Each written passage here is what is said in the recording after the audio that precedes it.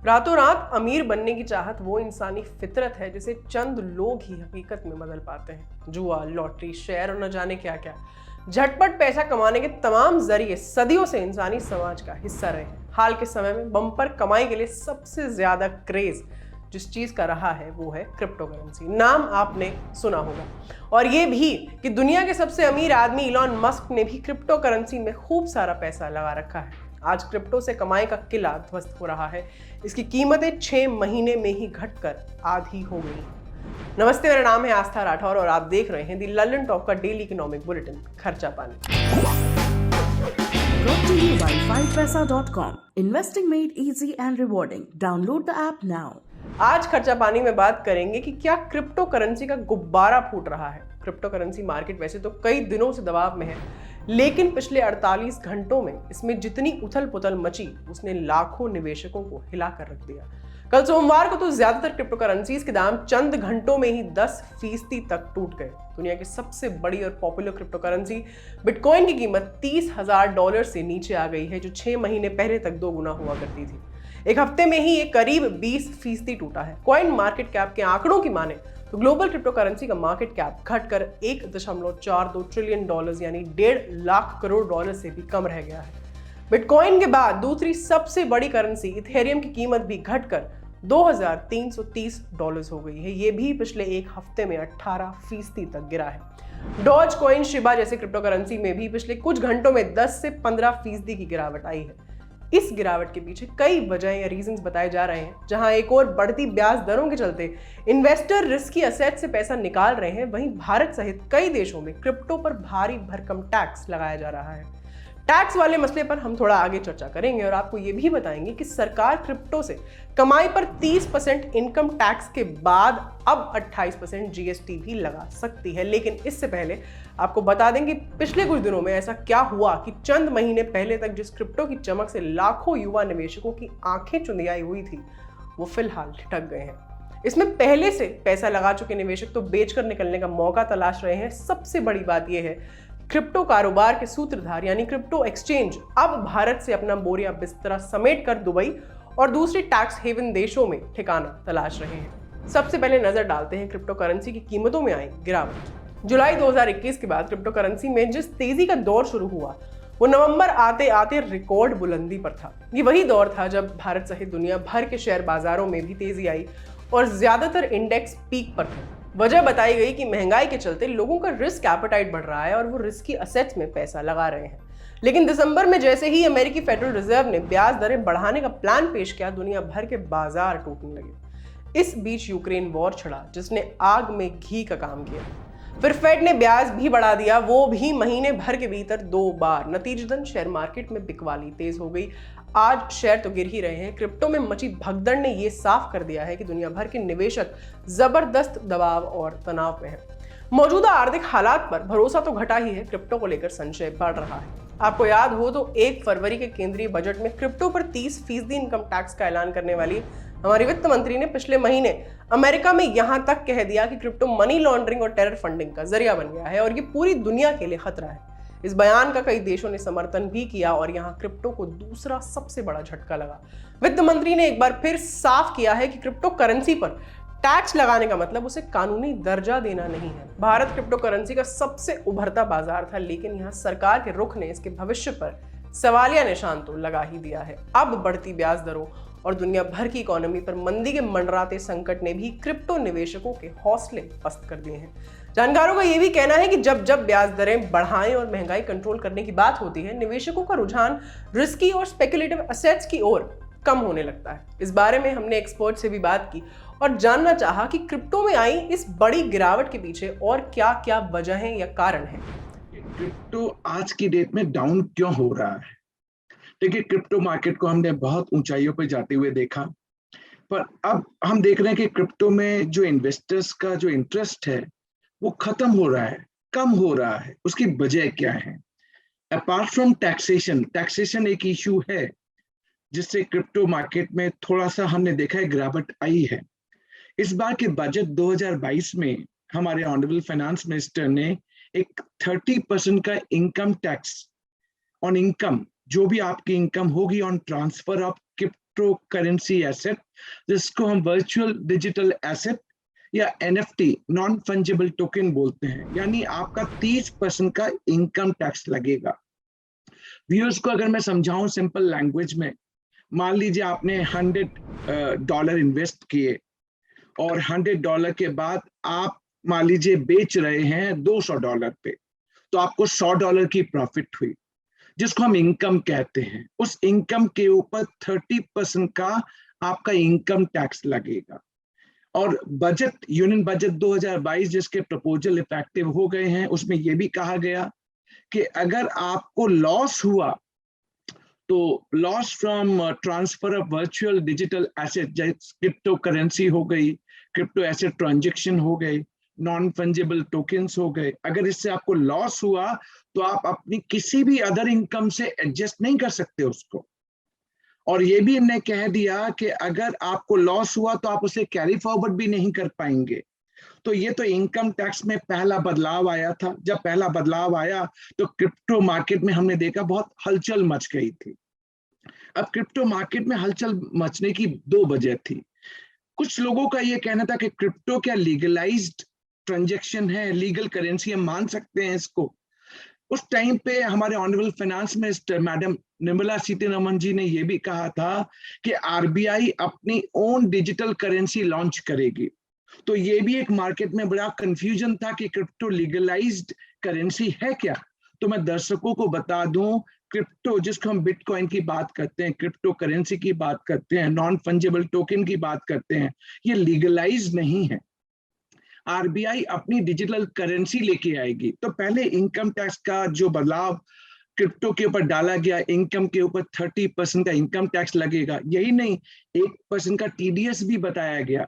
जो बंदा आपको पेमेंट करेगा on transfer of virtual digital asset, so consideration जब ट्रांसफर करेगा तो उस पे 1% का टीडीएस भी लगेगा इस ट्रांजैक्शन को कैप्चर करने के लिए। सो टीडीएस लगाने का पर्पज ये था कि जिस बंदे ने पेमेंट किया वो 1% का टीडीएस काटेगा बियॉन्ड ए थ्रेशोल्ड अमाउंट, यानी वो ट्रांजैक्शन अब गवर्नमेंट के रडार पे आ जाएगा। तो पहले ये जो जितने भी ट्रांजैक्शन क्रिप्टो से रिलेटेड थे, क्रिप्टो एसेट ट्रांजैक्शन या नॉन फंजिबल टोकन, ये पहले कैच होल्ड नहीं होते थे। तो कई बार हमें लगता था कि फंडिंग आती कहाँ से है। Finance minister madam Nirmala Sitharaman ji अभी यूएस में गई थी, इंटरनेशनल मॉनेटरी फंड की एक मीट में गई थी। वहां पे उनने ये मुद्दा सभी देशों के सामने उठाया और उन्होंने दो बातें वहां पे कही कि जो ये क्रिप्टो का मार्केट है वो रेगुलेटेड नहीं है, और क्रिप्टो से जो फंडिंग आ रही है वहां पे मनी लॉन्ड्रिंग का भी इशू हो रहा है, एंड फंडिंग टू टेररिज्म, उस पर कंट्रोल और चेक नहीं हो पा रहा। तो उन्होंने कहा कि हमें कुछ रेगुलेटरी मैकेनिज्म डेवलप करने चाहिए जो सभी देशों को मान्य हो, क्योंकि हमें इस ट्रांजैक्शन को कैप्चर करना पड़ेगा। हाँ, इंडिया में income tax 30% on income on transfer of virtual digital asset लगा दिया गया with 1% TDS, बट अभी भी जो अनअकाउंटेड ट्रांजैक्शन थे उनको कैसे कैच किया जाए। और दो बड़े इशू हमारे ऑनरेबल फाइनेंस मिनिस्टर ने आईएमएफ की मीटिंग में रखे थे, मनी लॉन्ड्रिंग का और जो फंडिंग टेररिज्म को जाती है, क्योंकि पहले रेगुलेटेड नहीं था। तो हमारा ये कहना था, हमारे फाइनेंस मिनिस्टर ने ये बात रखी थी, इसको कैसे रेगुलेट किया जाए, रेगुलेटरी बॉडी कैसे बनेगी और सभी देशों को कैसे मान्य होगी। बट एक इन्वेस्टर की तरफ से आप सोचिए, एक इन्वेस्टर कहाँ पैसा लगाना चाहता है?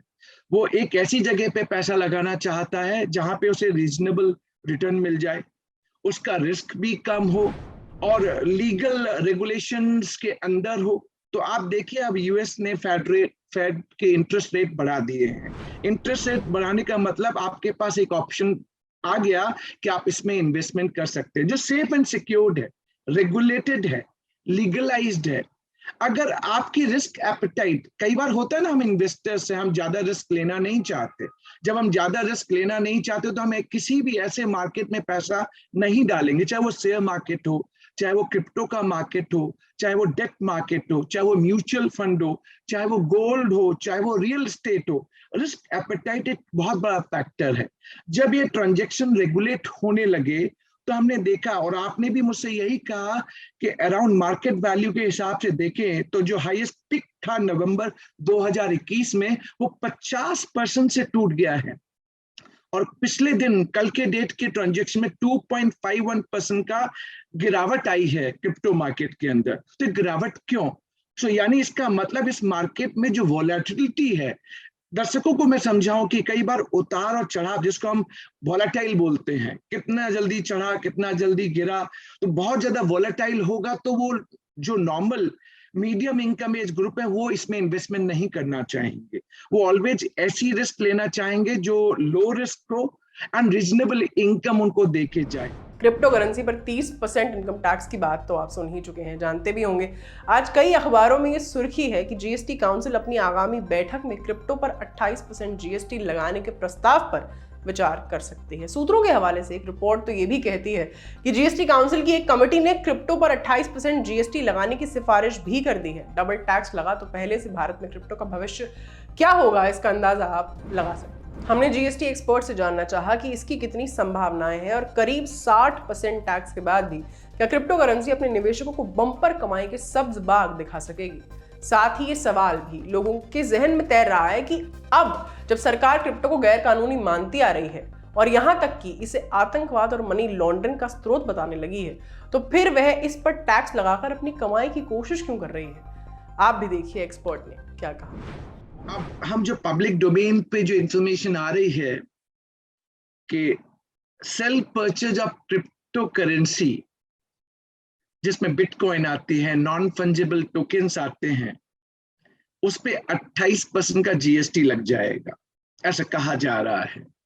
और जीएसटी काउंसिल इसको डिसाइड करेगी कि 28% का जीएसटी स्लैब एट पार, जो आपका कैसीनोज होता है, बेटिंग होती है, लॉटरी होती है, उन सबके ऊपर 28% का जीएसटी रेट लग जाएगा। तो अब ओवरऑल ट्रांजैक्शन अगर आप क्रिप्टो की देखें तो आपका इनकम टैक्स लग गया 30% का। अब 28% जीएसटी की बात चल रही है और ये जीएसटी काउंसिल डिसाइड करेगी। अभी तक जीएसटी काउंसिल की नेक्स्ट मीटिंग कब होनी अभी तय नहीं है, बट ऐसा कहा जा रहा है कि अगली मीटिंग जब भी होगी तब 28% का जीएसटी भी लग जाएगा। अब आप समझने की कोशिश कीजिए, ये जो हम crypto transaction, crypto currency transaction, crypto asset transaction, non fungible token जिसकी हम बात कर रहे हैं, जिसको हम वर्चुअल डिजिटल एसेट कहते हैं, उस पे 30% का इनकम टैक्स और 28% का जीएसटी। मुझे लगता है कि 28% का जीएसटी ये लगा देंगे, बट अभी कुछ क्वेश्चन बहुत ओपन है जिसका भी कोई आंसर्स कुछ पब्लिक डोमेन पे नहीं है।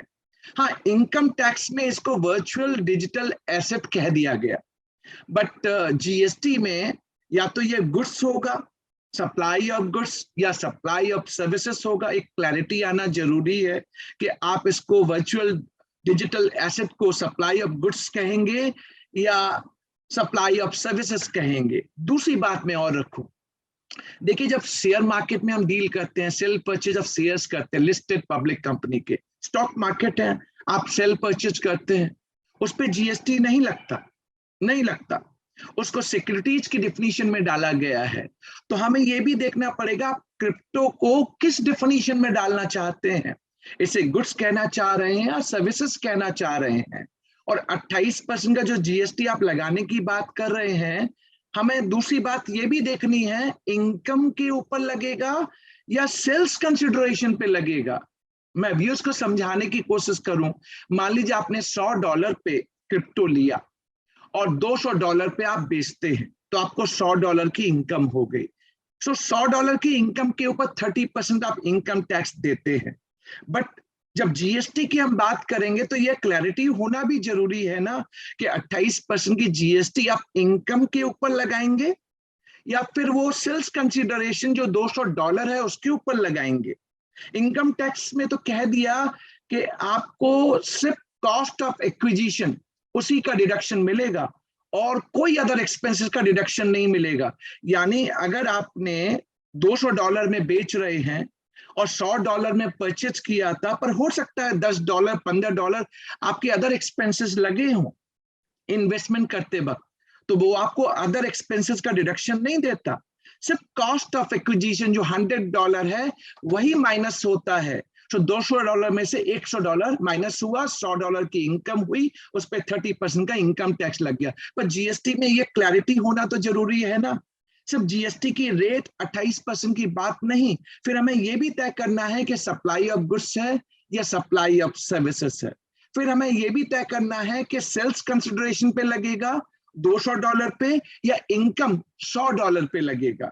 और प्लस हमें समझना है कि ये जो चीजें हैं, ये जो टैक्सेशन का इंपैक्ट है, एक ट्रांजैक्शन के ऊपर 30% इनकम टैक्स लग गया, 28% का जीएसटी लग गया, तो आप सोचिए 58% आपने टैक्सेशन दे दिया, तो अब लोगों को डर लगने लगा है। दोनों तरफ से प्रॉब्लम है। गवर्नमेंट को प्रॉब्लम ये है कि अनरेगुलेटेड मार्केट है, मनी लॉन्ड्रिंग हो रही है, फंडिंग टेररिज्म की ओर भी जा रही है। हमारे ऑनरेबल फाइनेंस मिनिस्टर ने आईएमएफ की मीटिंग में भी यही कहा, उन्हें कहा कुछ रेगुलेटर मैकेनिज्म हमें डेवलप करना चाहिए। तो ये सारी चीजें मिलके ओवरऑल अगर आप देखेंगे इन्वेस्टर्स के माइंड में एक रिस्क भय पैदा कर रही है। तो लोग यहाँ से इंडिया से निकल के अब दुबई की ओर चले जा रहे हैं। तो ये मार्केट जो है इंडिया से अब दुबई की ओर शिफ्ट कर रहा है। तो हमारा ओवरऑल ऑब्जेक्टिव है क्या? हम जानते हैं क्रिप्टो लीगलाइज मनी नहीं है। आरबीआई जो डिजिटल करेंसी इशू करेगी सिर्फ लीगलाइज मनी वही होगा। तो क्रिप्टो जब लीगलाइज मनी नहीं है और हम उसे रेगुलेट करना चाहते हैं, तो higher rate of this income tax 30% and 28% GST, हम इस मार्केट को कैसे सस्टेन करेंगे? हाँ, गवर्नमेंट की बहुत बड़ी जिम्मेदारी होती है कि जो इन्वेस्टर्स हैं, चाहे वो लो इनकम एज ग्रुप से आए, चाहे मिडिल इनकम एज ग्रुप से आए, चाहे high and income age group से आए, तो हमें देखना पड़ेगा सस्टेनेबिलिटी। ये मार्केट जो मूव कर जा रहा है इंडिया से दुबई की ओर, इसका ओवरऑल इम्पैक्ट हमारे फाइनेंशियल मार्केट पे कैसे पड़ने वाला है। हमने आज बहुत सारी चीजें डिस्कस की और व्यूअर्स को बताने की कोशिश की कि एक प्रपोजल जीएसटी 28% का सेल परचेज ऑफ क्रिप्टो के ऊपर लगने वाला है, जो जीएसटी काउंसिल डिसाइड करेगी, तो ओवरऑल हमारे इस ट्रांजैक्शन के ऊपर क्या इंपैक्ट आने वाला है। चैलेंज दोनों तरफ है, गवर्नमेंट से रेगुलेट भी करना चाहती है, इन्वेस्टर्स को प्रोटेक्ट भी करना चाहती है, मनी लॉन्ड्रिंग एक बड़ा रिस्क है जिससे बचना चाहती है, टेररिज्म जो फंडिंग हो रही है इस मार्केट से उसको रोकना चाहती है, और अगर आप दूसरी तरफ देखें तो इन्वेस्टर्स को प्रोटेक्ट भी करना चाहती है। सरकार ने आज ओला उबर जैसे कैब एग्रीगेटर्स को चेतावनी दी है कि कंज्यूमर्स की शिकायतें बढ़ती रहीं तो उन्हें उसके गंभीर नतीजे भुगतने होंगे। इन कंपनियों के साथ एक बैठक में सरकार ने उनसे सेवाओं में सुधार और कंज्यूमर्स की शिकायतों पर त्वरित कार्रवाई करने को कहा, खासकर ट्रिप कैंसिलेशन पॉलिसी और इससे जुड़ी पेनल्टीज को लेकर ग्राहकों की शिकायतें दूर करने के निर्देश दिए गए। मार्केट एनालिस्ट और ब्रोकरेज फर्म जेरोधा के फाउंडर नितिन कामत का कहना है कि टेक्नोलॉजी कंपनियों के शेयर्स में जिस तरह की गिरावट देखी जा रही है, उससे .com बूम की यादें ताज़ा कर दी हैं। इससे इन शेयर्स के आगे और टूटने की आशंका प्रबल हो गई है। गौरतलब है कि 90 के दशक के आखिरी वर्षों में आईटी और टेक्नोलॉजी कंपनियों को लेकर अटकलों का बाजार इस कदर गर्म था कि उनके शेयर्स वास्तविक मूल्य से कई गुना ऊंचे भाव पर ट्रेड करने लगे। लेकिन कई कंपनियों के लिए ये गुब्बारा साबित हुआ और निवेशकों को बहुत नुकसान हुआ। फिलहाल भारत में पेटीएम, जोमैटो के शेयर्स अपने हाई से काफी नीचे गिर चुके हैं। ऐसा ही हाल दुनिया भर की कई टेक्नोलॉजी फर्म्स के साथ भी हो रहा है। तो ये था आज का खर्चा पानी जो आपके लिए लिखा था हमारे साथी प्रमोद ने। अपना ख्याल रखिए और देखते रहिए द लल्लन टॉक। शुक्रिया।